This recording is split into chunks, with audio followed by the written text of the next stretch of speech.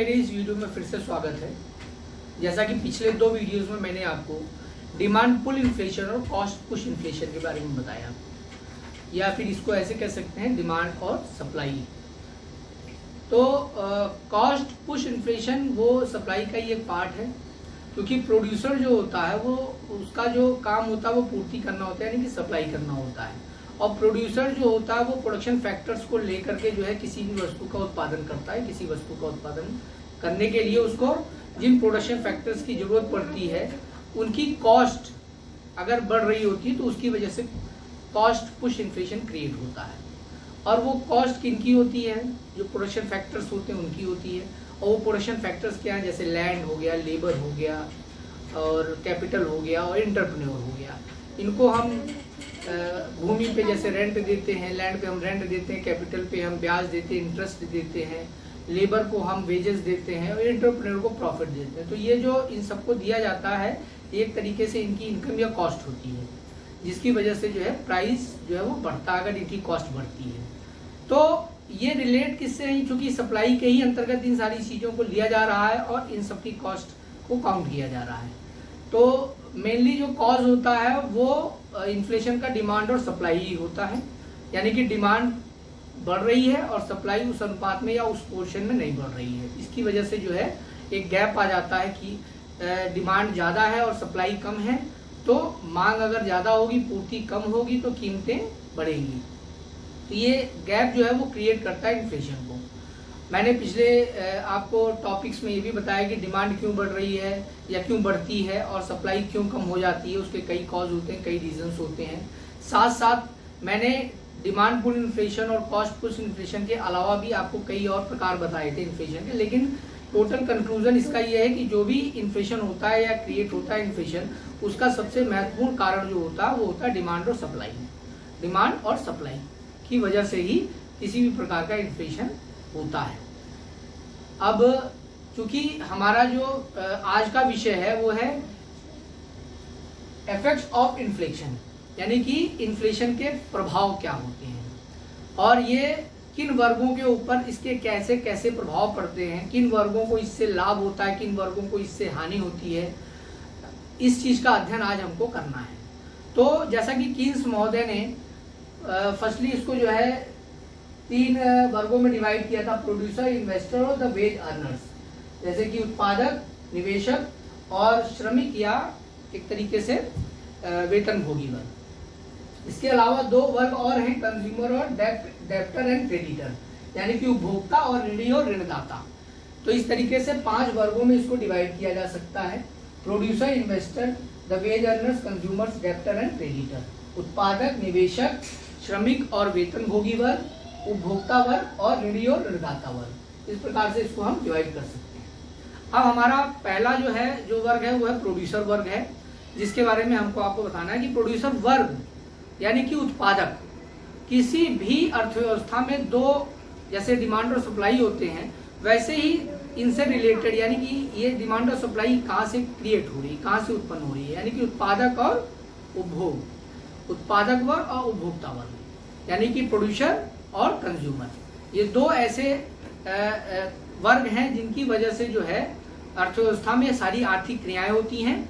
और ये उपभोक्ता का संबंध मांग से होता है, उत्पादक का संबंध पूर्ति से होता है। तो इस तरीके से मांग और पूर्ति ही वो शक्तियां, चाहे आप किसी भी एंगल से देख लीजिए, कहीं पे भी जो भी प्राइस या इक्विलिब्रियम आता है, प्राइस को डिटरमाइन करना होता है, वहाँ पे डिमांड और सप्लाई मेन फैक्टर्स होते हैं। और प्रोडक्शन और कंजम्पशन जो है ये अर्थव्यवस्था की धुरी है, यानी कि इन्हीं के लिए सारी आर्थिक क्रियाएं हो रही होती हैं। तो प्रोड्यूसर को इन्फ्लेशन से क्या किया है, प्रोड्यूसर के ऊपर इन्फ्लेशन का क्या इफेक्ट पड़ता है, क्या प्रभाव पड़ता है, इसका अध्ययन करना है। तो प्रोड्यूसर चूंकि उत्पादक में होते कौन कौन है, किन किन को हम उत्पादक कहते हैं, तो कृषक, व्यापारी या उद्यमी, इन सबको हम एक तरीके से उत्पादक मानते हैं और उत्पादक होते हैं। किसी न किसी वस्तु का ये उत्पादन कर रहे होते हैं। किसान भी जो कृषक जो होता है वो किसी न किसी वस्तु का उत्पादन कर रहा होता है, और आगे चल के जो है मैन्युफैक्चरर यानी कि उद्यमी और व्यापारी वर्ग जो है किसी न किसी चीज़ का उत्पादन, तो ये एक तरीके से उत्पादक की श्रेणी में आते हैं। तो उत्पादक को इससे क्या फर्क पड़ता है इन्फ्लेशन से? प्रोड्यूसर जो है उसको फायदा होगा, इसलिए फायदा होगा क्योंकि एक तरीके से उसका जो प्रोडक्शन वो कर रहा है, मांग उसकी अधिक होने की वजह से कीमतें बढ़ रही हैं, तो कीमत बढ़ने की वजह से उसका जो प्रॉफिट मार्जिन होता है वो बढ़ जाता है। और इसको हम ऐसे समझ सकते हैं कि एक तरफ तो लागत जो है वो नहीं बढ़ रही होती है जितनी फास्ट या जितनी तेजी से कीमतें बढ़ रही होती हैं, दूसरी तरफ अब वो चीज़ें जो है जो हम जिन वस्तुओं की लागत को कैलकुलेट किया जाता है किसी भी प्राइस को इंडिकेट करने के लिए, वो लागतें पूर्व की कीमतों पे होती हैं, इस वजह से उनकी लागतों में किसी प्रकार का कोई डिफरेंस नहीं होता या उनमें कोई परिवर्तन नहीं होता, वो चाहे रॉ मटेरियल हो चाहे फैक्टर कॉस्ट हो, तो हम उनको लेकर के उत्पादन कर रहे होते हैं और उनको पुराने वेजेस या पुराने रेट पे उनको हम देते हैं। तो एक तरीके से प्रॉफिट मार्जिन जो है वो प्रोड्यूसर का बढ़ जाता है। दूसरी चीज, जो भी वो उत्पादन करता है उसकी मांग ज्यादा होने की वजह से वो सारा का सारा माल जो है उसका वो खत्म हो जाता है, यानी कि खप जाता है, वो किसी प्रकार का कोई माल उसका बचता नहीं है। तो ये सब रीजंस हैं। और दूसरी तरफ लागत जो है वो इतनी स्पीड से नहीं बढ़ती जितनी स्पीड से प्राइस लेवल हाइक होते हैं या प्राइस लेवल बढ़ते हैं। तो नेचुरल है कि प्रोड्यूसर को, चाहे किसी भी रूप में प्रोड्यूसर हो, उसको स्फीति के समय कीमतों के बढ़ने की वजह से फायदा होगा, क्योंकि कॉस्ट उतनी नहीं बढ़ती स्पीड से जितनी स्पीड से प्राइस बढ़ते हैं और उसका प्रॉफिट मार्जिन उसी हिसाब से बढ़ जाता है।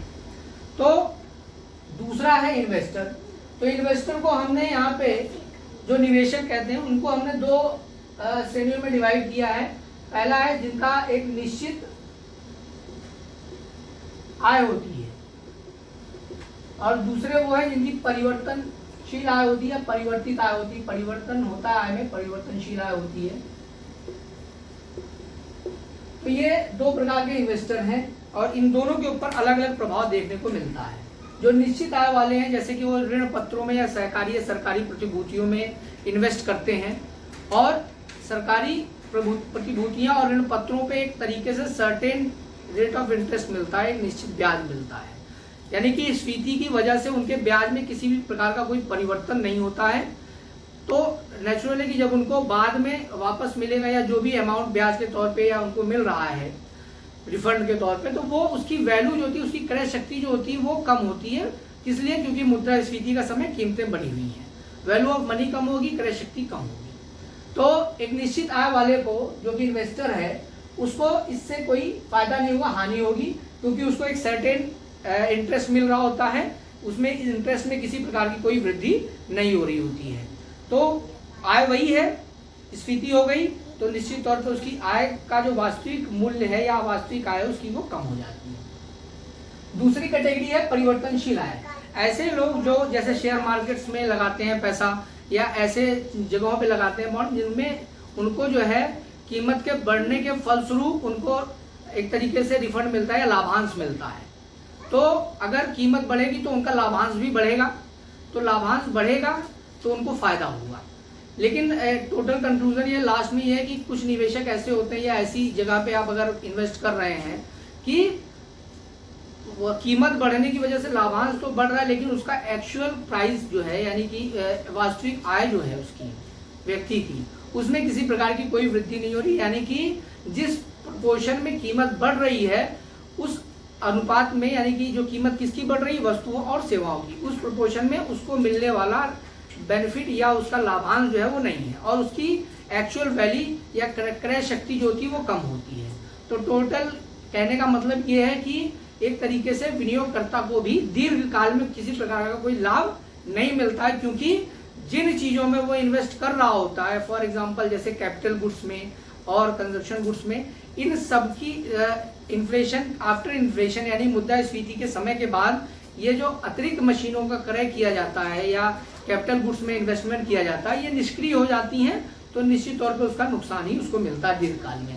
तो इन दो कैटेगरीज में निश्चित आय वाले और परिवर्तनशील आय वाले में मैंने आपको बताया निश्चित आय वालों को हानि होती, परिवर्तनशील आय वालों को कुछ हद तक इससे बेनिफिट मिलता है, लेकिन लॉन्ग टर्म में वो बेनिफिट भी उतना नहीं होता है जितना कि वो सोचते हैं।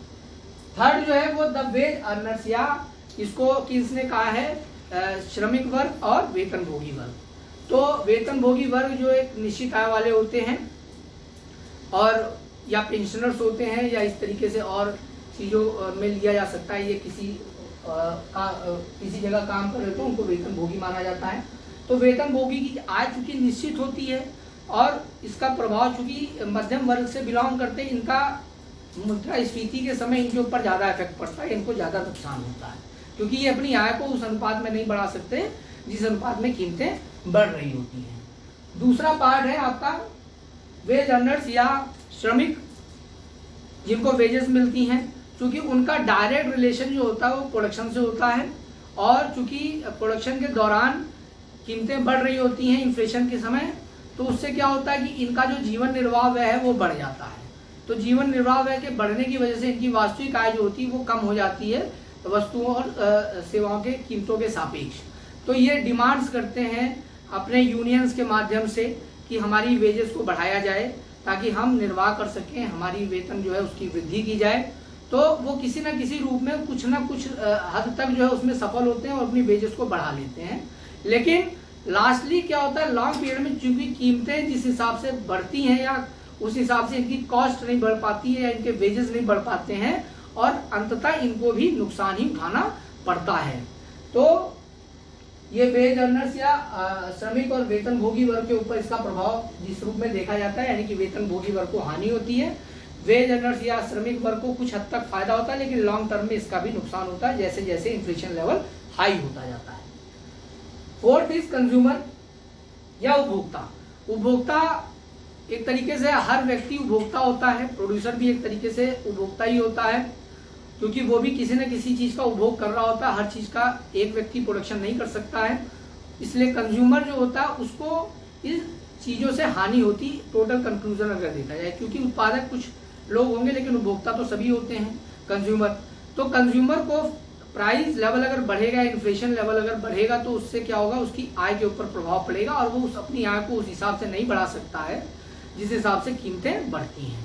तो निश्चित तौर पे इनको हानि होती है उपभोक्ता वर्ग को, क्योंकि इनकी डिमांड्स ज़्यादा होती हैं और पूर्ति उतनी होती नहीं, जिसकी वजह से कीमतें बढ़ जाती हैं और जिस हिसाब से कीमतें बढ़ती उस हिसाब से इनकी आय जो है वो उस प्रोपोर्शन में नहीं बढ़ पाती है। या मान भी सकते हैं कि कुछ अगर अपनी आय बढ़वा भी लेते हैं या बढ़ा लेते हैं तो उस हिसाब से उनकी आय नहीं बढ़ती जिस हिसाब से कीमतें इन्फ्लेशन के दौरान बढ़ रही होती हैं। तो इनका जो इफेक्ट है वो जो है वो बुरा पड़ता है इन्फ्लेशन का कंज्यूमर वर्ग के ऊपर। लास्ट है हमारा डेब्टर एंड क्रेडिटर, ऋणी और ऋणदाता। ऋणी और ऋणदाता के ऊपर भी अलग अलग प्रभाव देखने को मिलता है। ऋणी वो होता है जो ऋण लेता है और ऋणदाता वो है जो ऋण देता है। तो ऋणी ने ऋण लिया, अब जिस समय उसने ऋण लिया, मान लीजिए उस समय स्फीति की स्थिति नहीं है, लेकिन जब वो ऋण को अदायगी कर रहा है, वापस कर रहा है ऋणदाता को, तो उस समय मुद्रास्फीति का समय, तो नेचुरल है कि उस पैसे की, जिस पैसे को वो वापस कर रहा है विद इंटरेस्ट, उसकी क्रय शक्ति जो होती है वो कम हो जाती है। लेकिन एक उसको ऋणी को तो एक सर्टेन अमाउंट ही देना है, चूंकि उसकी ब्याज दर निश्चित है पहले ही, तो उसको एक सर्टेन अमाउंट ही देना है। लेकिन ऋणदाता जिसको पैसा मिलना है वापस अपना, उसकी क्रय शक्ति, वैल्यू ऑफ मनी जो होती है वो कम हो जाती है। इस प्रकार से ऋणदाता को नुकसान होता है और ऋणी को फायदा होता है। तो और लॉन्ग टर्म में भी अगर देखा जाए, मान लीजिए इंटरेस्ट रेट भी बढ़ जाता है, तो एक तरीके से ऋणदाता को अगर फायदा है तो वो फायदा उस अनुपात में नहीं होता है जिस अनुपात में कीमतें बढ़ रही होती हैं, और इंटरेस्ट रेट जो है वो अगर बढ़ भी जाए तो कीमतें उसके सापेक्ष जितनी तेजी से बढ़ रही होती है उसका बहुत ज़्यादा फर्क ऋणदाता के ऊपर नहीं पड़ता है, तो उसको हानि ही होती है। ऋणदाता और ऋणी के बीच में जो संबंध है, ऋणदाता को नुकसान होगा और ऋणी को फायदा होगा इन्फ्लेशन के पीरियड में। तो टोटल कंक्लूजन यानी कि इन सभी वर्गों के ऊपर देखा जाए तो इस स्थिति के अलग अलग प्रभाव देखने को मिलते हैं और मिला जुला इफेक्ट आपको देखने को मिलता है। ये तो स्फीति के इफेक्ट हैं इन वर्गों के ऊपर।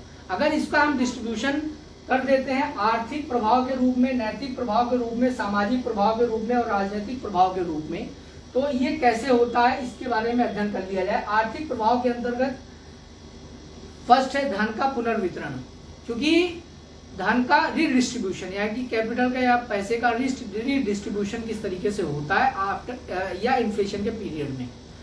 तो चूंकि विनियोगकर्ता वर्ग और प्रोड्यूसर इस तरीके ये जो होते हैं, ये चूंकि इससे प्रभावित हो रहे हैं, इनका विनियोग का स्तर बढ़ रहा होता है, मांग के बढ़ने की वजह से कीमतें बढ़ रही होती हैं, तो इनको क्या होता है, फायदा होता है, इनकी आय बढ़ती है।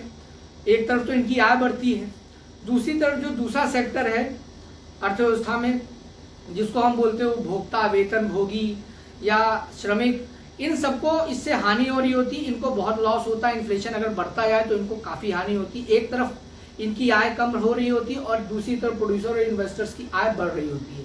तो एक तरीके से इकोनॉमी में जो है, जो धन का वितरण होता है वो असमान रूप से होता, आय का और धन का वितरण असमान हो जाता है और आर्थिक असमानता देखने को मिलती है। इस रूप में एक वर्ग अमीर होता चला जाता है, उसके पास धन का बहुत बड़ा पोर्शन चला जाता है, और एक वर्ग जो होता है वो गरीब होता जाता है। एक खाई, एक गैप डेवलप हो जाता है अर्थव्यवस्था के अंतर्गत। दूसरा आर्थिक प्रभाव के अंतर्गत मुद्रा में अविश्वास। अगर निरंतर इन्फ्लेशन होता रहे या स्फीति होती रहे तो लोगों का मुद्रा में से विश्वास उठने लगता है, क्योंकि उनकी सेविंग्स, उनकी इन्वेस्टमेंट इससे प्रभावित होने लगती है, क्योंकि वो जो कीमतें बढ़ रही होती हैं वो अपनी जो सेविंग्स करके रखे होते हैं, उन कीमतों के बढ़ने के फलस्वरूप उन सेविंग्स को निकाल करके अपनी आवश्यकताओं को पूरा करने का प्रयास करते हैं। चूंकि कीमतें बढ़ रही होती हैं, मुद्रा को ही दे करके वो अपनी वस्तुओं को खरीद सकते हैं।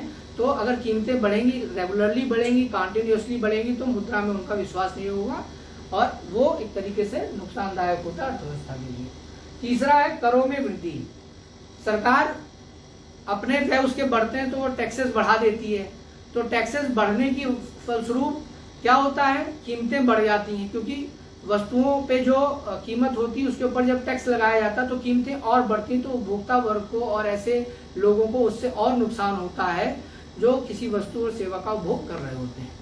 तो करों के बढ़ने की वजह से एक तरीके से इन्फ्लेशन और हाई हो जाता है और इसका फायदा जो है वो श्रमिक वर्ग को और उपभोक्ता वर्ग को नहीं मिलता है, नुकसान ही होता। अंततः सरकार को भी, क्योंकि सरकार जो है वो ऐसी वस्तुओं की ऊपर टैक्स नहीं लगा सकती हैं जिनका कि एक तरीके से स्थायी वेरिएबल्स होते हैं, यानी कि जैसे कैपिटल्स और इस तरीके, और ये वस्तुओं और सेवाओं पे ही जाकर के उसका बर्डन पड़ता है टैक्स का, और वो बर्डन कौन झेलता, उपभोक्ता। तो निश्चित तौर पे कीमतें बढ़ेंगी तो उसका नुकसान देखने को मिलेगा। और वो किस लिए बढ़ रही है, क्योंकि करों में वृद्धि हो रही है। लेकिन एक चीज और बता दूं कि करों को बढ़ा करके सरकार जो है, जब मैं आपको आगे मॉनेटरी पॉलिसी और फिजिकल पॉलिसी के बारे में बताऊंगा, इन्फ्लेशन को किस तरीके से नियंत्रण में लाया जाता है, तो उसमें ये करों में वृद्धि का एक बहुत बड़ा महत्वपूर्ण स्थान होता है। क्योंकि कर अगर बढ़ते हैं तो एक तरफ तो वो प्राइस को बढ़ाते हैं, तो जब प्राइस बढ़ते हैं तो उससे क्या होता है, लोगों की जेब से पैसा ज़्यादा जाता है।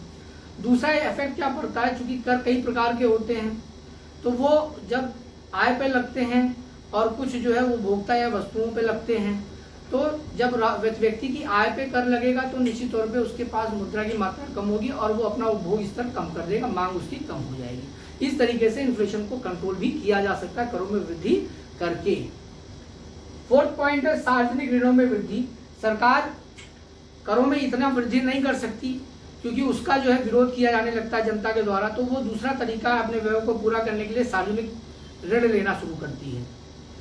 तो सार्वजनिक ऋण लेने का एक बेनिफिट तो ये होता है कि लोगों के पास से पैसा सरकार के पास आता है तो उनकी परचेजिंग पावर जो होती है वो कम हो जाती है और डिमांड जो होती है वो कम होती है, क्योंकि पैसा जो होता है वो उनके हाथ से उठ करके सरकार के पास चला जाता है। ये तो बेनिफिट है, लेकिन इसका लॉस भी है, क्योंकि सरकार जब ऋण लेती है जनता से तो वो ऋण को वापस भी करना होता है उसको एक टाइम पीरियड के बाद। तो एक तरीके से सरकार के ऊपर वो ऋण के रूप में एक एक्स्ट्रा बर्डन बढ़ जाता है, जो कि एक अर्थव्यवस्था के लिए अच्छी चीज नहीं है और सरकार घाटे में चली जाती है। 5 या 5th पॉइंट है विदेशी व्यापार में असंतुलन। विदेशी व्यापार में दो चीजें होती हैं, एक होता है एक्सपोर्ट, दूसरा होता है इंपोर्ट। इंपोर्ट मीन्स आयात और एक्सपोर्ट मीन्स निर्यात। जब स्फीति होती तो हमारे एक्सपोर्ट यानी निर्यात जो होते हैं वो महंगे हो जाते हैं, इसलिए कम होते हैं, और इंपोर्ट हम ज़्यादा करने लगते हैं क्योंकि वस्तुओं की मांग ज़्यादा होती है तो हमको बाहर से मंगाना पड़ता है, इंपोर्ट हमारा बढ़ जाता है। तो इंपोर्ट के बढ़ने से और एक्सपोर्ट के घटने से एक व्यापार में असंतुलन की स्थिति उत्पन्न हो जाती है। वो असंतुलन इसलिए होता है क्योंकि जब हम एक्सपोर्ट करते हैं, निर्यात करते हैं, तो हमारे पास इनकम बढ़ती है, और जब इंपोर्ट करते हैं तो हमारी जेब से पैसा जाता है, इनकम हमारी कम होने लगती है। तो इसका जो होता असर पड़ता है क्या कि एक्सपोर्ट अगर कम हो जाएंगे, इंपोर्ट ज़्यादा हो जाएंगे, तो हमारे व्यापार में असंतुलन हो जाएगा, यानी कि हमारे लिए वो एक तरीके से प्रतिकूल स्थिति होगी, हमको नुकसान होगा। तो इस स्फीति का ये कारण होता है। एक्सपोर्ट हमारे क्या होते हैं, वो कम हो जाते हैं क्योंकि वो महंगे होते हैं कीमतें बढ़ने की वजह से, और इम्पोर्ट चूँकि हम उन जो कि हमारे वैल्यू कीमतें बढ़ जाती हैं, प्राइस बढ़ जाते हैं, तो हम बहुत सारी वस्तुओं को आयात करके अपने डिमांड को फुलफिल, अपने लोगों की डिमांड को फुलफिल करने का प्रयास करते हैं, या सस्ती वस्तुओं को हम आयात करते हैं। सेकेंड पॉइंट है नैतिक प्रभाव। नैतिक प्रभाव का मतलब मॉरल इफेक्ट। इन्फ्लेशन का एक मॉरल इफेक्ट भी पड़ता है, यानी कि व्यक्ति की नैतिकता के ऊपर। आप सुनते हैं जैसे करप्शन हो गया, या कालाबाजारी हो गया, घूसखोरी हो गया, इन सारी चीज़ों को जो है बढ़ावा मिलता है इससे, क्योंकि लोग अपनी वास्तविक आय को बढ़ाना चाहते हैं। और इसका नुकसान जो है अर्थव्यवस्था में जब लंबे तौर पे होता है तो दिखाई देने लगता है, क्योंकि करप्शन एक तरीके से इसलिए होता है क्योंकि लोगों की आय तो सीमित रहती है, तो उस आय को बढ़ाने के लिए वो घूसखोरी और ऐसी चीज़ों को बढ़ावा देते हैं। और कालाबाजारी क्या होती है, मतलब अगर आप स्टॉक कर लेते हैं वस्तुओं और सेवाओं को, तो क्या होता है कि कुछ देर के लिए होल्ड हो जाती हैं, और जब प्राइस लेवल बढ़ता है उसकी डिमांड बढ़ने की वजह से, तो महंगी कीमतों पर उसको बेच करके लोग मुनाफा कमाते हैं। तो इसकी वजह से क्या होता है कि नुकसान होता है अर्थव्यवस्था को, और एक तरीके से ये मॉरल जो है प्रभाव, जो इफेक्ट दिखाई देने लगता है, वो खराब होता है स्थिति, जिसकी वजह से जो है अर्थव्यवस्था के ऊपर बुरा प्रभाव पड़ता है। तो ये नैतिक प्रभाव है। उसके बाद है सामाजिक प्रभाव। सामाजिक प्रभाव में सोशल इफेक्ट क्या पड़ता है इन्फ्लेशन का, उसमें जैसे आर्थिक विषमता। आर्थिक विषमता के बारे में मैंने जैसे बताया था धन के पुनर्वितरण के बारे अंतर्गत, कि अर्थव्यवस्था में जो है आर्थिक विषमता उत्पन्न हो जाती है, आय का वितरण जो है वो समान नहीं होता है, एक वर्ग बहुत ज़्यादा डेवलप हो जाता और एक वर्ग जो है वो अनडेवलप ही रहता है। और ऐसा भी देखने को मिलता है कि अर्थव्यवस्था में किसी क्षेत्र का ज़्यादा विकास होता है, किसी क्षेत्र का कम विकास होता है। तो ये आर्थिक विषमता को बल मिलता है। बेरोजगारी में कमी होती है। सामाजिक प्रभाव एक देखने को मिलता है, क्योंकि इन्फ्लेशन के पीरियड में प्रोडक्शन लेवल बढ़ाना पड़ता है, क्योंकि मांग बढ़ रही होती है, और उसकी वजह से जो होता है रोजगार भी बढ़ता है, अनएम्प्लॉयमेंट जो होती है वो कम होती है, तो निश्चित तौर पे इसका फायदा तो मिलता है। बट लॉन्ग टर्म में जब इन्फ्लेशन एक हाई लेवल पे हो जाता है और फुल एम्प्लॉयमेंट की स्थिति हो जाती है, और दूसरी तरफ जब मांग कीमतों के बढ़ने की वजह से कम होती है, तो क्या होता है, फिर बेरोजगारी शुरू हो जाती है, छटनी होने लगती है उद्योगों में से लोगों की, क्योंकि डिमांड जो है होती है कम होती है प्राइस के बढ़ने की वजह से। तो लोग क्या करते हैं, अब लोगों को निकालने लगते हैं, तो उससे बेरोजगारी बढ़ जाती है। तो एक तरीके से बेरोजगारी में कमी भी होती है एक लेवल तक अगर इन्फ्लेशन होता है, लेकिन लॉन्ग टर्म में दीर्घकाल में इसका विपरीत असर देखने को मिलता है। थर्ड है संचय में कमी। लोग जो सेविंग्स करते हैं कीमतें बढ़ने की वजह से, उन सेविंग्स को निकाल करके अपने उपभोग पे खर्च करने लगते हैं, क्योंकि कीमतें बढ़ी होती हैं और उनकी आय जो होती है उस हिसाब से कम होती है, तो वो अपनी सेविंग को निकाल करके उन सेविंग से अपनी उपभोक्ता की आवश्यकता या आवश्यकता की वस्तुओं को खरीदते हैं।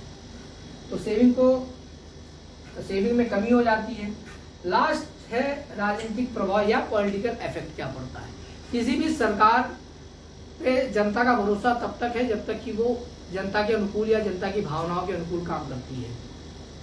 सरकार को कुछ टाइट डिसीजन भी लेने पड़ते हैं, ये भी सही है, और लेकिन सरकार का अर्थव्यवस्था के रूप में जो है अर्थव्यवस्था को स्थिरता देने के लिए काम करना अति आवश्यक होता है।